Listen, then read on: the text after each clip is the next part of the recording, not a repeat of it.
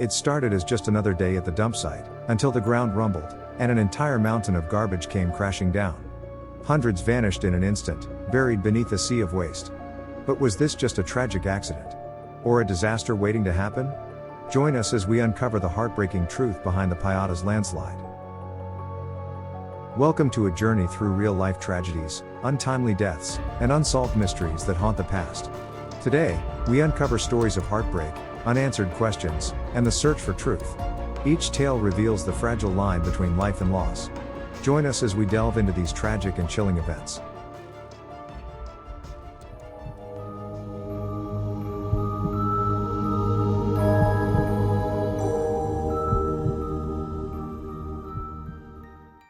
On the morning of July 10, 2000, a quiet hillside community in Quezon City, Philippines, awoke to what should have been an ordinary day. But within hours, their lives would be forever shattered by one of the deadliest tragedies in Philippine history. A massive mountain of garbage collapsed in the Payatas dump site, burying hundreds of homes and claiming the lives of over 200 people, with many more still missing to this day. We will uncover the heartbreaking story of the Payatas landslide, a tragedy born out of poverty, negligence, and the ever-growing problem of urban waste. Join me as we take a closer look at the events leading up to that fateful day, the aftermath, and the lessons we have yet to fully learn. Payatas, located in Quezon City, is home to one of the largest open dump sites in the Philippines. For decades, it served as a stark reminder of the nation's struggle with poverty and waste management. Thousands of families lived around the site, relying on scavenging for survival. They dug through mountains of garbage daily, collecting plastic, metal, and paper to sell for meager earnings.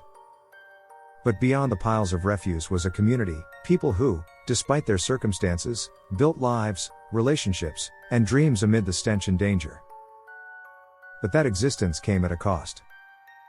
Years of accumulated waste, combined with heavy monsoon rains, created a ticking time bomb.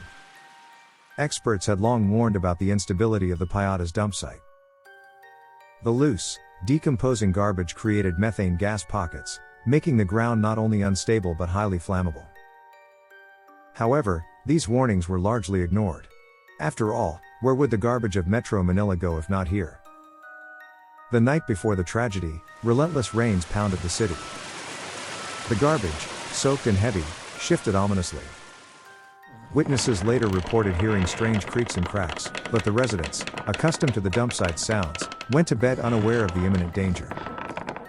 Then came the morning of July 10th. At around 8 a.m., an ear-splitting roar shattered the morning calm. A towering wall of garbage, estimated to be about 50 feet high, gave way. It surged like a dark, unrelenting wave, crashing down on the houses below. People ran, screamed, and scrambled for safety. Mothers clutched their children, fathers tried to dig through the trash with their bare hands, and neighbors desperately called for help. In mere minutes, hundreds of homes, if they could be called homes, built from scrap wood and metal, were buried. Eyewitness accounts describe the garbage as a monstrous, living thing, swallowing everything in its path. Rescue operations began immediately. Volunteers, firefighters, and local residents braved the unstable terrain, digging with shovels, sticks, and their hands. The stench of rotting garbage mixed with the unbearable sight of bodies being pulled from the wreckage. Many were unrecognizable. Some were entire families found huddled together, hoping to survive the suffocating weight of the trash. The official death toll reached over 200. But locals insisted that the actual number was far higher, as many undocumented settlers lived in the area. To this day, many victims remain lost beneath layers of garbage.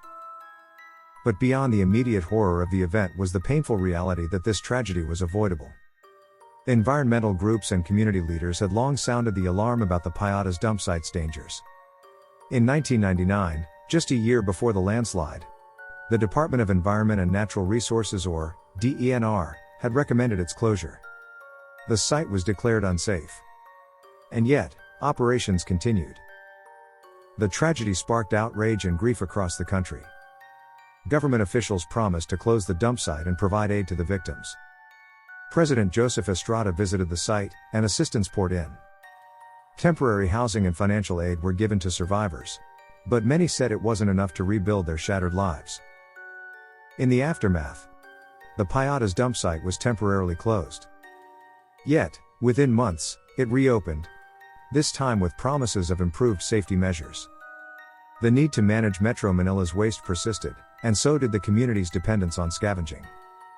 The Payatas tragedy became a stark reminder of the intersection between poverty, environmental mismanagement, and governmental neglect. 24 years later, questions remain. Have we truly learned from Payatas? Waste continues to be a major issue in Metro Manila. Dump sites persist, often in similarly precarious conditions. And poverty still drives thousands to risk their lives in these hazardous environments. To the victims of the Payatas landslide, we remember you. To the survivors who continue to fight for justice and a better life, we stand with you. And to our viewers, may we never forget the lessons this tragedy taught us, that human lives should never be buried beneath neglect and indifference.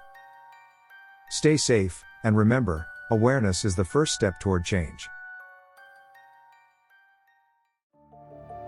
Thank you for joining us on this journey through unsolved mysteries, true crime, and tragic real-life events. These stories remind us of the fragility of life and the importance of seeking truth. Don't forget to like, share, and subscribe for more. Until next time, stay curious and stay safe.